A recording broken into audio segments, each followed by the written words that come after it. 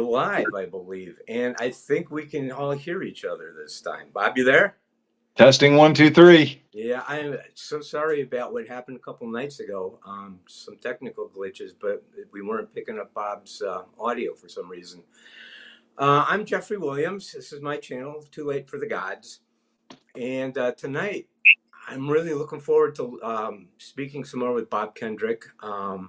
For any of you who follow either of us on YouTube, we know we've been having a really interesting conversation for over a month now. And we said, well, let's just go on and talk. Bob is an AI developer. He also has degrees in philosophy. And he has a perspective that's probably 180 degrees from mine on all of these issues. And Bob, I'm going to let you you introduce yourself better than I can do as I sit here and stumble, and then kind of give us tell us about Bob's Law and your approach to these things, Bob. Sure. I think you did fine with the introduction, as far as that goes. And I'll just riff on the title, of the show, because I think that's probably what most people showed up expecting to see. So I'll just kind of answer that question, and we'll just start from there. So is the universe comprehensible and computational? Okay. So I want to first just kind of hit that point about computational. So the word computational, if you look back to its Latin roots, back before they had computers and before, AI was a thing, we just had actual intelligence instead of, artificial intelligence. The word meant something more like reckoning. It really meant using your faculties to deal with the world, and that's more along the lines of what I have in mind. So, there's folks who will argue, and I think our conversation started when a well-known Thomas philosopher had posted some article about, supposedly some researchers per the sci-fi media had decided we maybe live in a computer simulation. We're all inside of some sort of computer game or something like this. And I want to be clear that I'm not one of those guys. Okay, so that's not where I'm headed. So computational might be a little bit of a stretch. And what I argue is really more that we as human beings, we reckon with our environment. We use reason to do that. Sometimes it's well considered, sometimes it's not. And we're not the only ones doing this. There's, animals certainly seem to reckon with their environment. Dogs, cats, monkeys, this sort of thing. Certainly, monkeys even use tools. They're certainly using logic to varying degrees of success. To get termites out of the ground with grass, blades of grass and this sort of thing. So we're not the only ones reckoning, in trying to use reason, in living our lives. And, we see also, systemic types of intelligence, slime molds, bacterial colonies, even though I realize, these reactions are chemical reactions. Okay. You can still see them sort of growing intelligently as one system, physical system, interacts with another. And if you're looking at that just phenomenally, you can sort of see some analogies to intelligence there. Cultural movements, are another example of this. And I don't want to go too far with it, but that's pretty much all of Hegel, when he's talking about the zeitgeist and how, you sort of have this action reaction synthesis sort of action that happens as we, reckon with, political issues, cultural issues, and sort of use reason in, deriving synthesis as a culture, this sort of thing. And so there are systemic intelligences too. And even if if you even look at non-biological systems, there's a certain analogy of intelligence there. And I'm not saying it's smart, okay? And I'm not necessarily saying it is conscious or anything like that.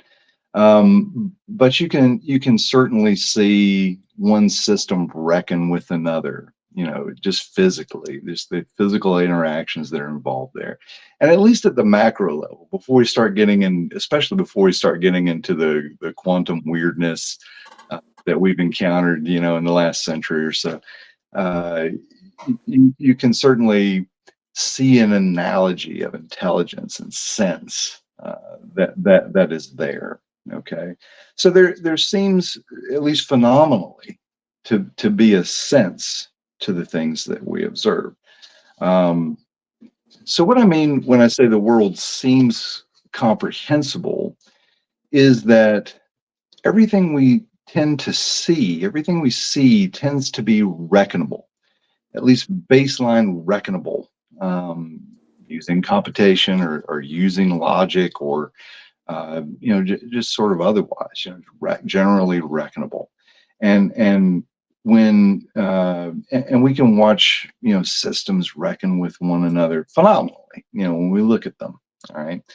So when we come to Immanuel Kant, and Kant lived in the 1700s. I mean, he's well before the vast majority of what we call quantum physics today.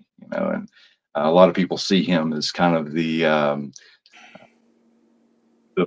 philosophical basis for the thought of Einstein. And even before that, I mean, so I think someone asked actually Einstein at one point, do you believe in God? And he said, well, I believe in the God of Spinoza. Well, Spinoza was in the 1600s. This is long before any of this ever came up. So neither of these guys had any notion, that we would ever, get down to this level. So when they're writing and providing the basis for, how to approach reality, how to approach you know science, and how to approach the question of epistemology, how you know what you know, they're doing it long before Einstein ever showed up, long before he even hit the scene. um, so with Kant, what he's saying is, we can't experience the world as such, but we can see it through our categories of the understanding. So while we can make assertions about the world, and those can be proven true or false sometimes using logic, using observation, um, these assertions are all about the phenomenal, the phenomenal world. And so Kant introduces this kind of really interesting split in philosophy, which is the phenomenal noumenal split. And he's really trying to defend against Hume. And Hume had sort of come on the scene, given epistemology a black eye, and said, look, you don't really see causation. You might see one marble go over here and be next to the other one. You might hear a click and then the other marble moves, but you don't really see causation. You just see the one thing happen and then you see the other. So where's the causation? I don't see causation here. And back then, this was revolutionary. Nobody ever considered, like, oh, well, actually, we don't see causation. What the hell do we do now? How do we get past this? And so Kant comes in and sort of saves it. He says, look, these are categories of the understanding. So he introduces transcendental idealism. These are categories of the understanding. We're talking about, cause and effect here. We've all agreed that this is what we mean.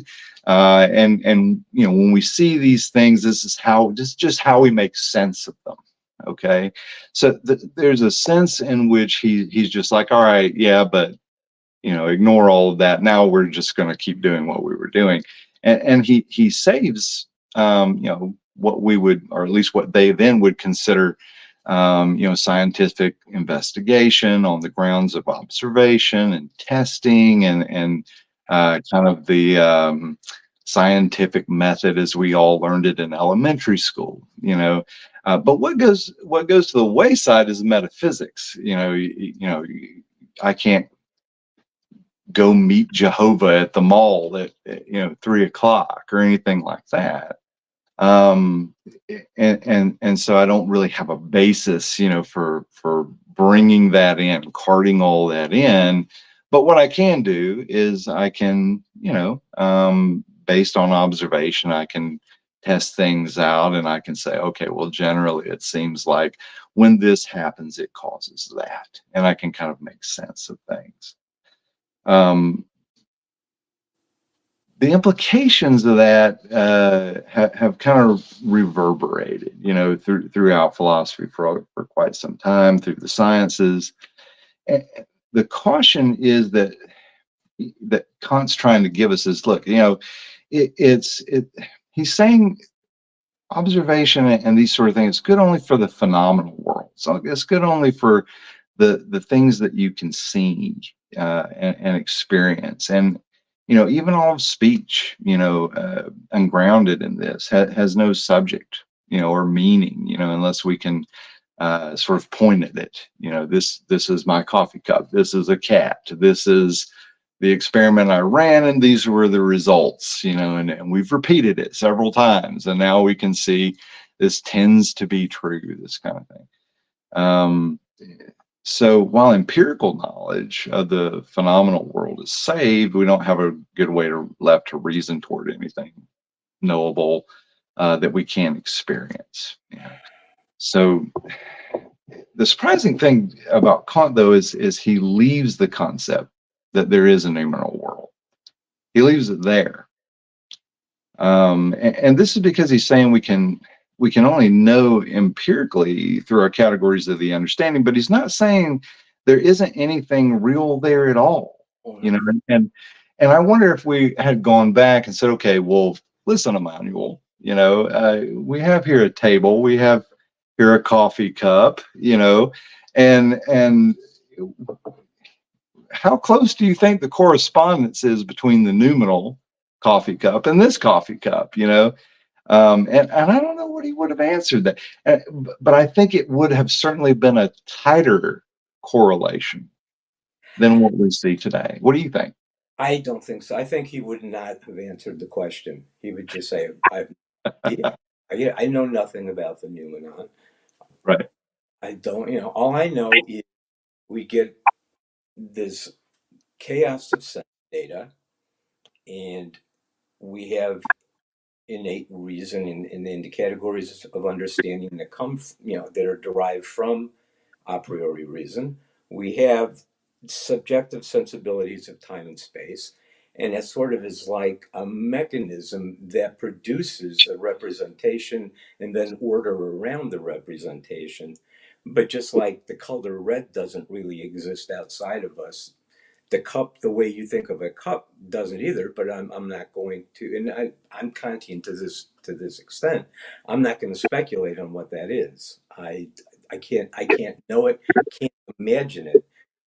We'll get into that deeper in just a bit, but I just want to say that there is a point that your end point there is where we kind of come together and then diverge once again. But Kant left us with no way of knowing other than the reductions of reason, and that was all we could possibly know. Um, Now, yeah, ultimately that sort of dissolved metaphysics, except for among some who are going to carry that sarcophagus forever, I guess. But there is no longer a basis for metaphysics. So the question is, what do we do? Can we know something other than just our logical constructions around representation? And the whole Roman did was a loud answer to that. Yes, we can. Um, Logic rational knowledge is just one of our modes, but we also have an aesthetic mode, which is deeper, more primordial. It existed long before we developed the huge frontal cortex and became rational. And they reside side. Um, so that if you get to the 20th century, you get to thinkers like Heidegger, who look at an aesthetic thinking of being, a different type of knowledge um, that is more grounded.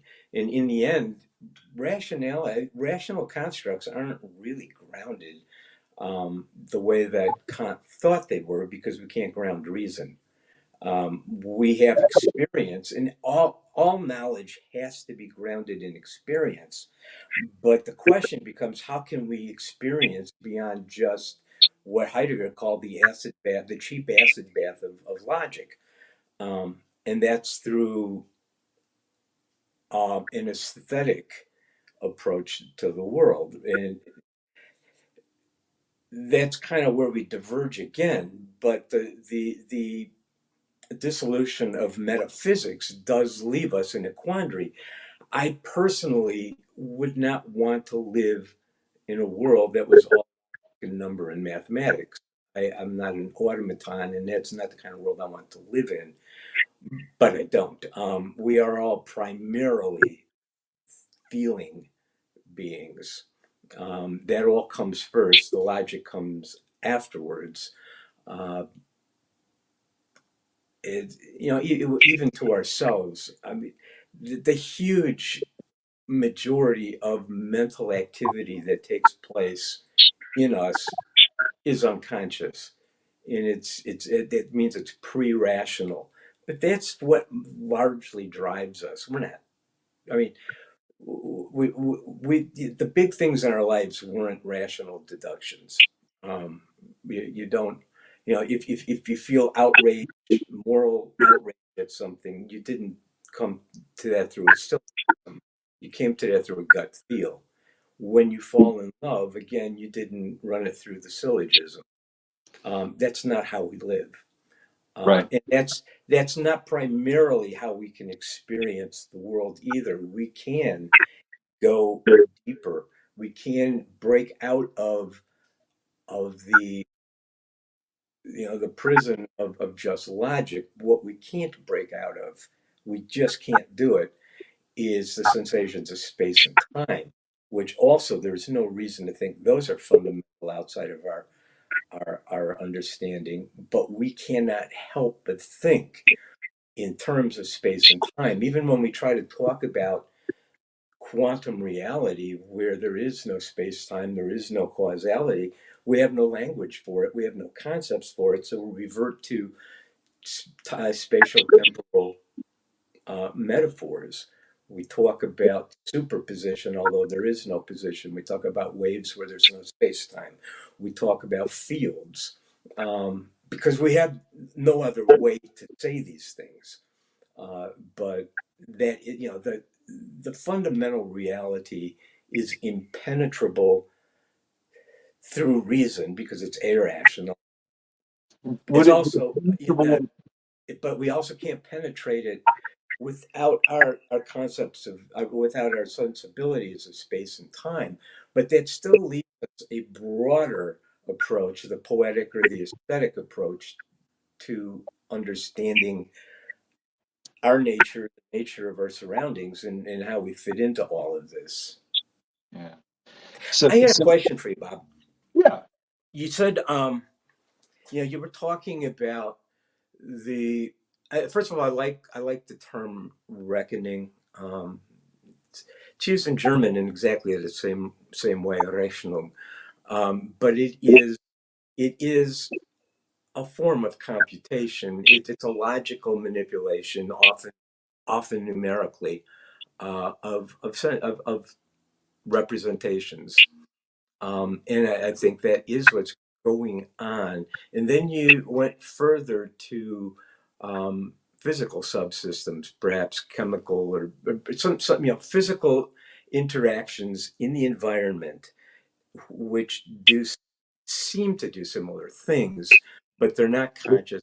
Where does consciousness, if we were to think of consciousness the way a lot of information theory people want to do it, as complexity, and you get it complex enough and suddenly consciousness pops in, where does that happen? I mean, at what stage do things become conscious, and what would consciousness be? So in trying to get a handle on that, okay, because that's a very good question. So let's try to get a handle on it. I think we should take a quick foray into free will. Okay. Okay, because I think that's where the rubber meets the road for a lot of people. And I think most people are very comfortable to talk about, whether or not we are free, to make decisions. We certainly feel free to make decisions. Okay. Um, so if you're familiar with the epiphenomenal argument, the epiphenomenalism, the way I approach it is to say, all right, well, whatever thoughts are made out of, all right, they're made out of the same thing everything else is. Okay, otherwise you wind up with a ghost driving a car. You wind up with Descartes' problem. Which Right. That's right. called on it again and again. Finally, he comes up with the pineal gland and everything you can imagine to try to sell this. Okay, but at the end of the day, it just doesn't hold water. So thoughts have to be made out of the same thing as everything else. Otherwise, what the hell is that even?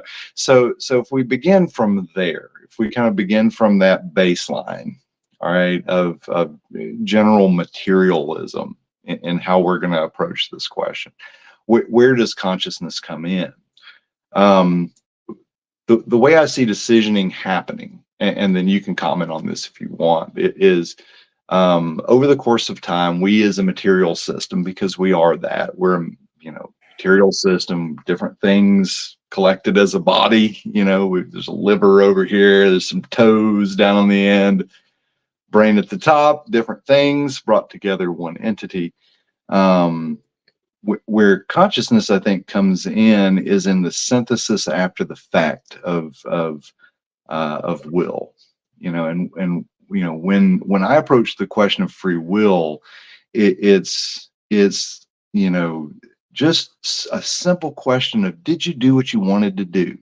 And that's going to be based on your physical disposition at the time. In other words, you as a physical system, as a physical item, are going to respond to the physical world as a physical system. After that, you're going to make sense of it. Okay, so now let's couch that in terms of an everyday experience. Let's say that I'm baking a steak. Okay, and I've got the frying pan, and you know what's going to happen next. I'm going to burn my hand, because that happens, one out of every 3 times any American bakes a steak, right, in a pan in the oven. So you burn your hand, you reach in to grab the pan, because it's not something you do every day. You burn your hand, you feel the pain, and you jerk it back. And then for the next 3 days, as you're sitting there with your hand bandaged up, you're kicking yourself. And you're saying, I shouldn't have reached in there. And as if the burn wasn't bad enough, now you're going to continue to synthesize this experience over and over and over and over as you nurse this wound. And you're going to train the physical system that you are. The next time you bake a steak, you're going to get that right. So at the moment, you responded as a physical system, and then later you make sense of it. Post the burn, post the reaction, you make sense of it. And the next time you approach this, you approach it having been trained. And so in the moment, we're responding to in a sheer sort of physical way. And then after the fact, there's this synthesis where your mind, your brain keeps bringing it up. Those neurons fire, or however you want to couch it. Okay. However you want to couch, neurons fire and bring it up and bring it up. Maybe you dream about it, and you sort of synthesize, this experience. So where does consciousness come in? It comes in epiphenomenally. It comes in the synthesis of things after the fact, simply from your physical mind, calling again and again in a stress response, this thing that you want to train yourself toward, and you could see it if maybe you're saying to yourself, gosh, I drink too much alcohol, or something like this, and you're going to try to change your life, where you would just again and again sort of nag yourself, say, look, I know this is going wrong. I don't feel good. I need to do better, da, da, da, da, da, da, da, da, da, da, and you dream about it and you obsess about it. And over time, you correct your behavior, and you sort of talk to yourself. So to me, consciousness comes after the fact, whereas in the moment, you are just like any other physical system. You are reacting physically in the moment, boom, boom, boom. And after the fact, you're bringing in that synthesis. Does that Yeah. make sense? Yeah. Well, yeah, and to a large extent, I agree with what you're saying from a slightly different perspective, but we're seeing the same thing here. Um, One of the problems is we don't have the language to discuss this. We're using old terms that are obsolete, such as consciousness and free will, because that's really not what's at play here. Mentality is at play, but we seem to reserve conscious for that part that we're actually, that tiny fraction of what's going on that we're actually aware of. But that's probably too reductive of a way to look at what's going on.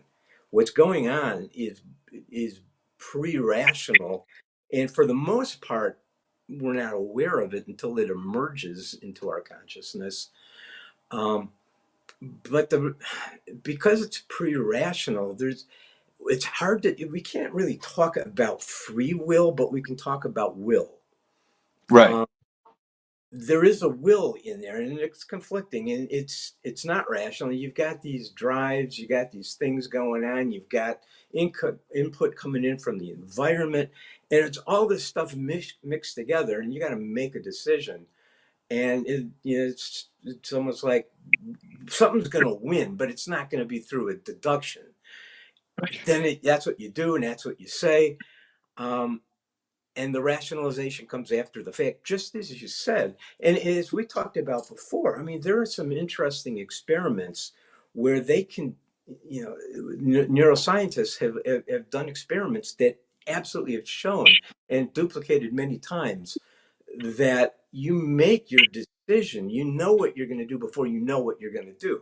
It's already made pre-consciously. It comes in, you do it, and you feel like, okay, I was in control of that. Well, you weren't, because free will obscures the real issue. It was will, okay, but it was a lot of conflicts in will, and one of them, it's somehow it reached a winner.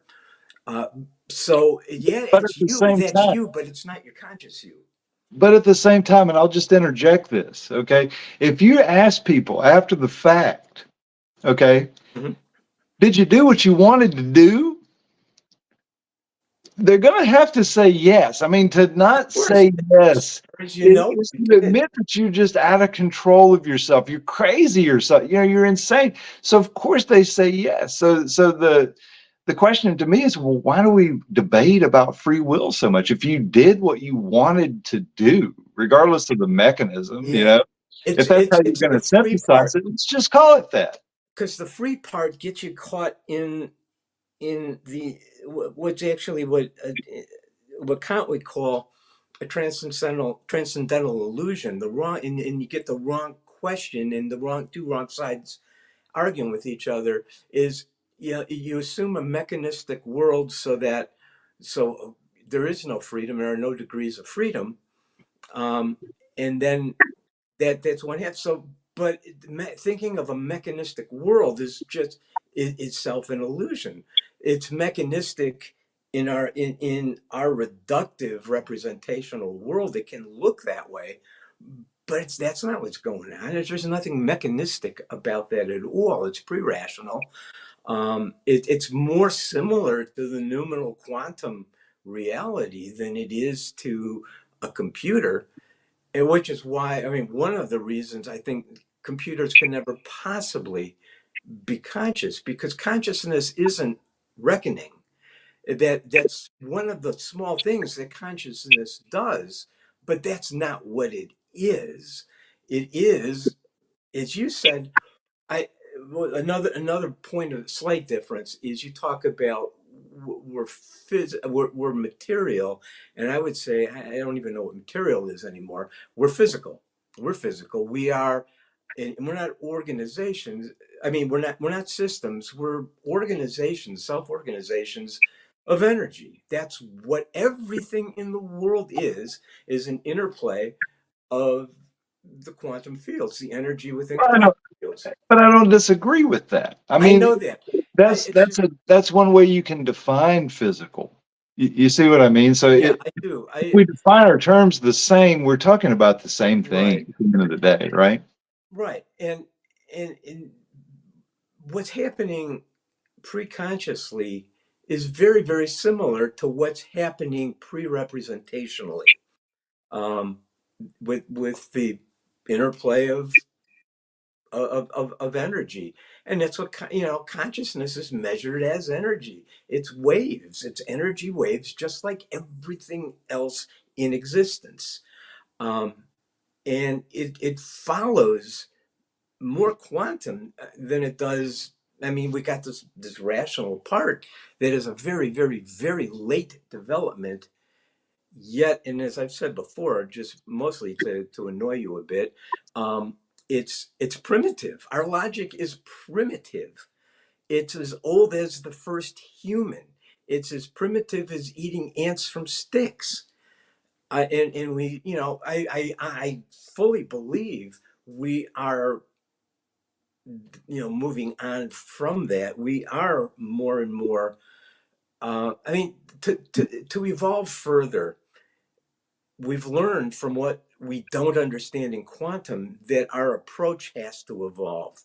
We have to develop the ability to supersede our primitive logic and see the world as a bunch of subsystems in relation to each other. We need to think relatively and contextually. I don't know that we'll ever get to the point where we can think without space and time, but that would certainly be great also. But if we could just move from the system, the perfectly organized system, to relativistic thinking, where we can think various perspectives, all equally valid at the same time, think perspectively, contextually, and in multiplicity, that's where consciousness needs to head. And I can find a lot of agreement with that because, I think early in our conversation, I kind of discussed what I called a structure, Mm-hmm. for logic, and kind of discuss that a little bit. And in crafting, artificial intelligence systems, the actual structure of how they're going to deal with new situations is important. So it's something that I kind of have to think about on the daily. And one of the things that you can do for an AI system to advance its ability to reckon, with the environment that you're giving it. And I'm not saying these are conscious or because I mean, how would I even know, right? It's not like I can go be one or anything. Mm-hmm. Uh, but at the end of the day, our logical systems tend to focus on what's either true or false, you see. And what we don't provide is the null. So Kant has, various antinomies that he Mm-hmm. puts Yeah, out you to show, got like, four look, antinomies, right? yeah, there are limits to, what we can actually say we know with Yeah. any kind of certainty, because his focus is really epistemology. How do you know what you claim to know, certainly one way or the other? And so you have these kind of large questions, is there an ultimate or is there not an ultimate? And they all kind of have that flavor. It's not exactly one of the antinomies, but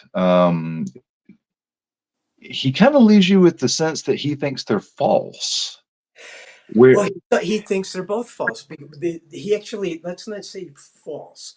They're both nonsensical because they are trying to answer a question that appears as a transcendental illusion.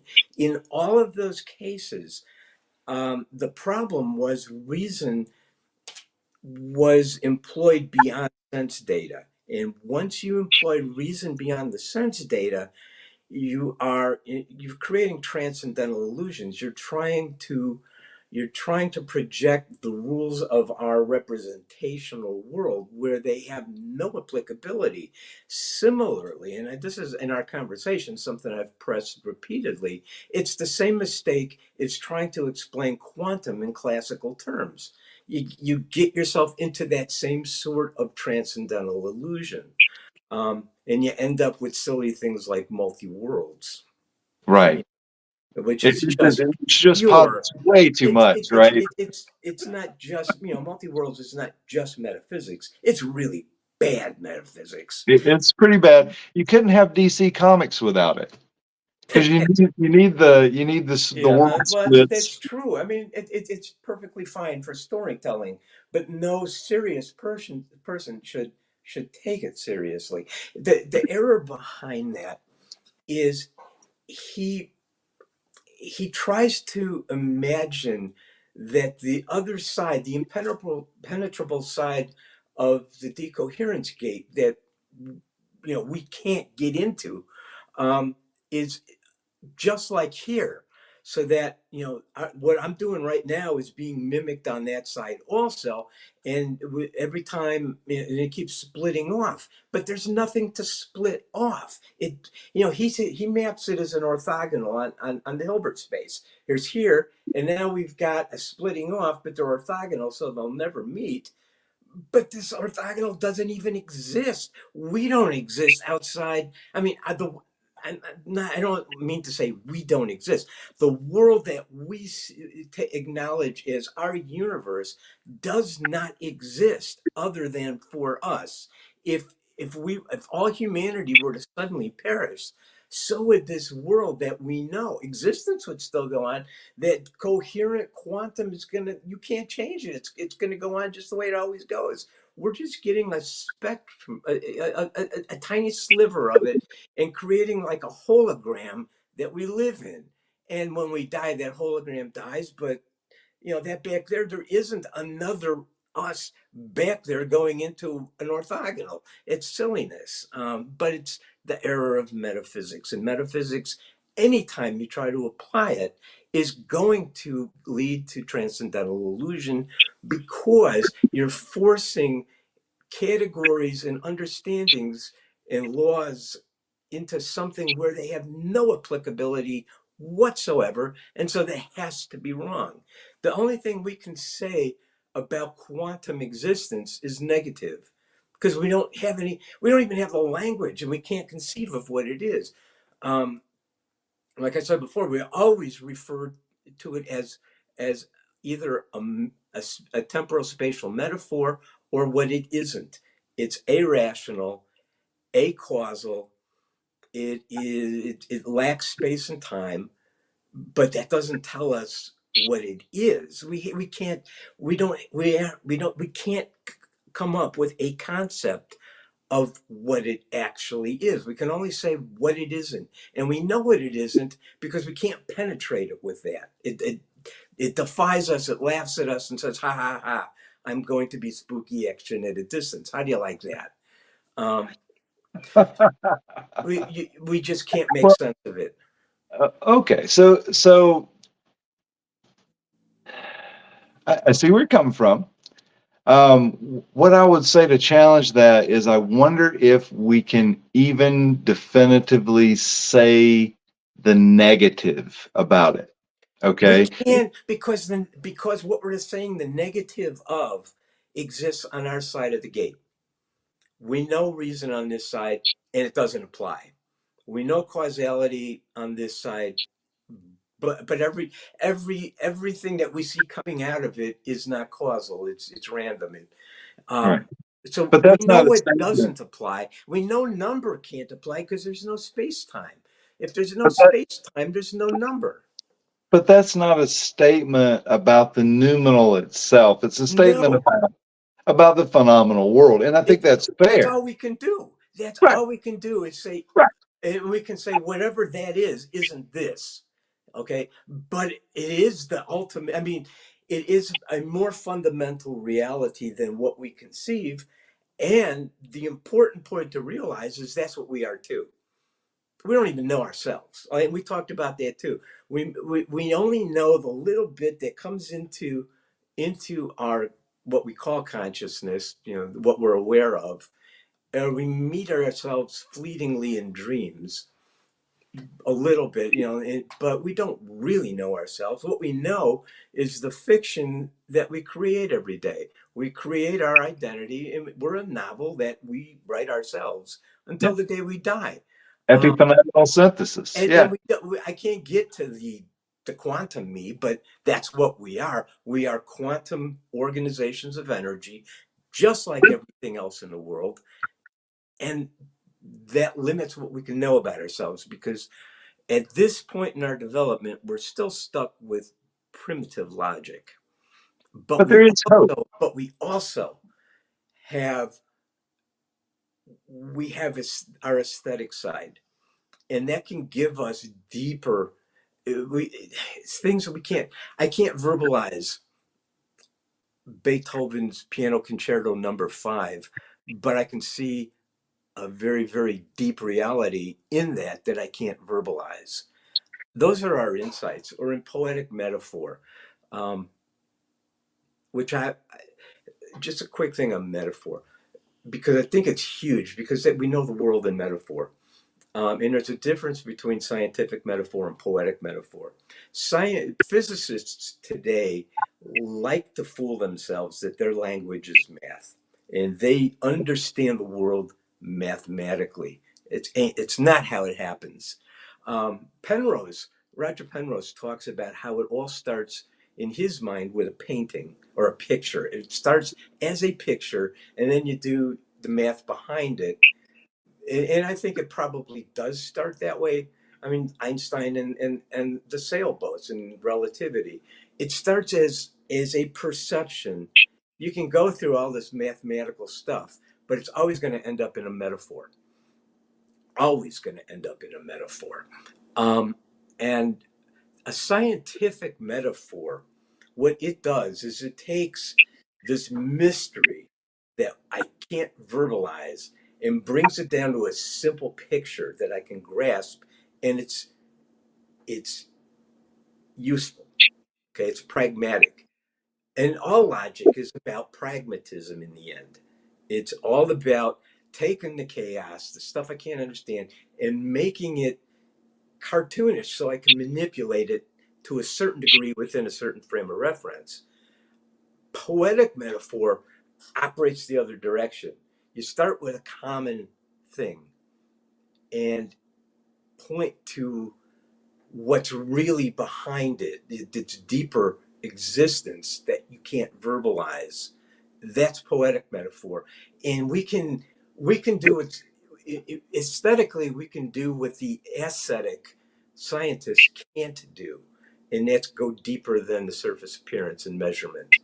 But we can't really we we can't we can't say exactly what it is. We can't conceive it other than through that metaphor that points at something, just like Wittgenstein's pointing. We can't say it. All best we can do with the mystery, and Wittgenstein called it mystery, is point to it and see it from our perspectives. And it's kind of what you and I are doing. Yeah. At the end of the day, it's really all everybody's trying to do if they're trying to figure out the world. Um, now, I think I'll say this about logic in general is when I suggest that the world may be logical and that there's hope that it may be at the end of the day in some sense logical.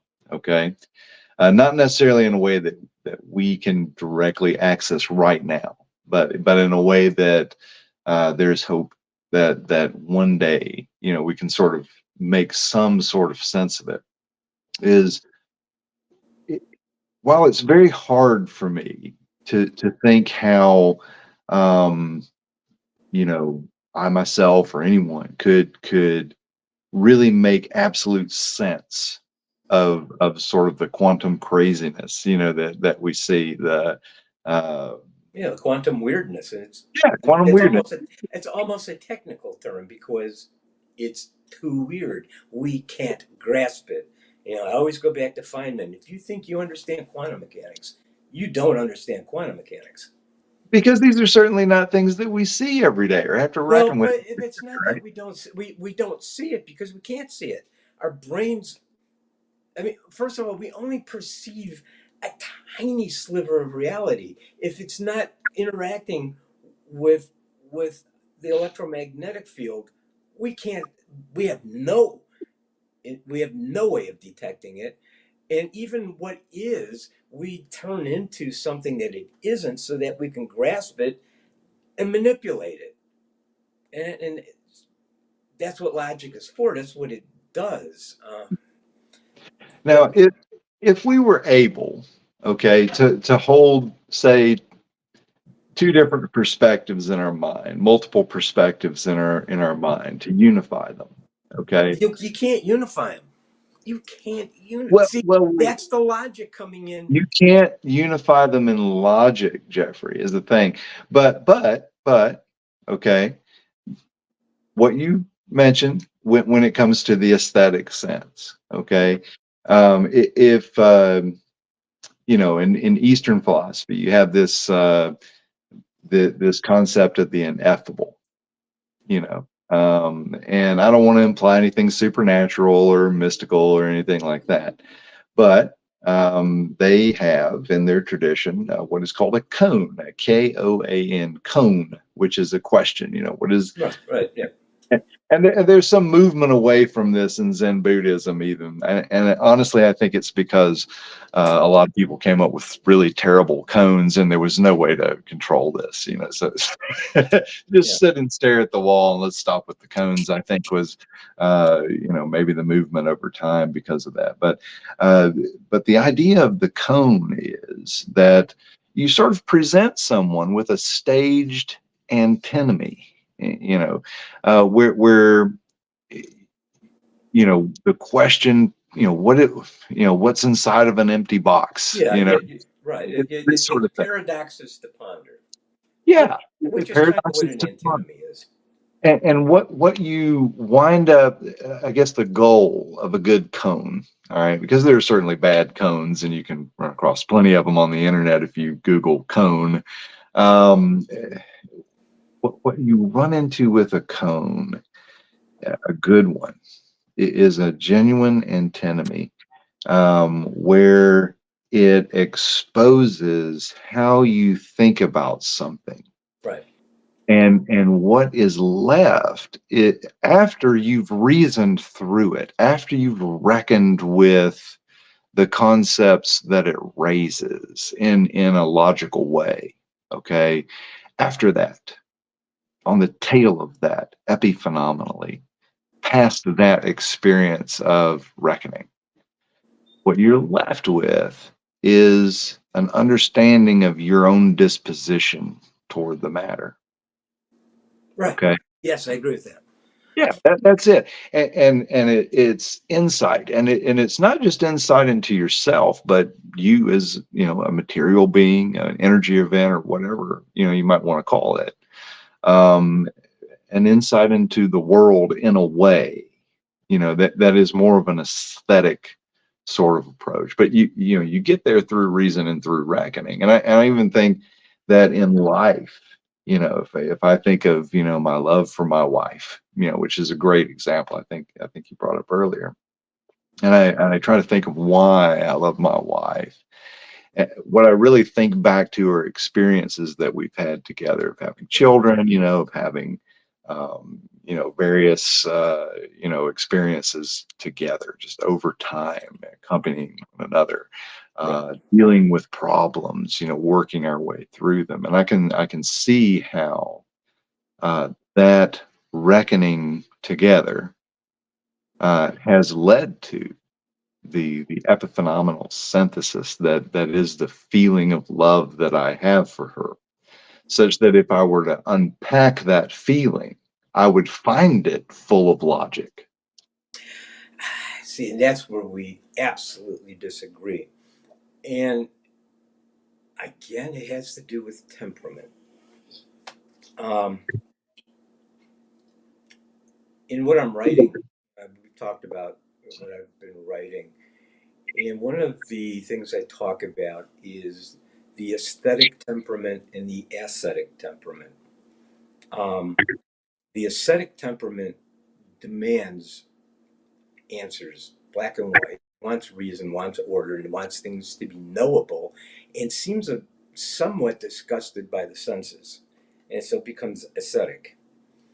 And the aesthetic doubts logic, sees that the world is not really that way. It's energy flows, and wants to feel it instead. It's all sense, and we're on opposite sides of that. You are to a degree. You're not fully aesthetic, but you're there. Um, and I'm very much on the aesthetic side. But one of the things I see, what I focus on is that intersection of philosophy and quantum physics. That to me, that's where the most questionable things in our history of our time are that all the things are beckoning us. Look at here. This is where the mystery is. But what I see is like people who absolutely cannot accept the implications of their observations. And so they go to things like superdeterminism, which again is another metaphysical error, a transcendental illusion. But they cannot let go of the indeterminacy of quantum, the irrationality. They can't do it. And they say there's got to be an explanation underlying all of that. There has to be. There's absolutely no reason to think there has to be, other than it's more of an aspiration than a legitimate hypothesis. Um, that's how it looks on my side of that aesthetic divide. When I see people like that Hussenfelder lady, I mean, it's just plain goofiness. Now, I'm not familiar with that. Hassenfelder, can Yeah, you unpack that for me? yeah, she's got a YouTube channel. She's trying to popularize physics, and she's absolutely horrendous. She's never done anything really important in physics. But she's made herself known through I don't know, just being disagreeable about everything. It's just she's not.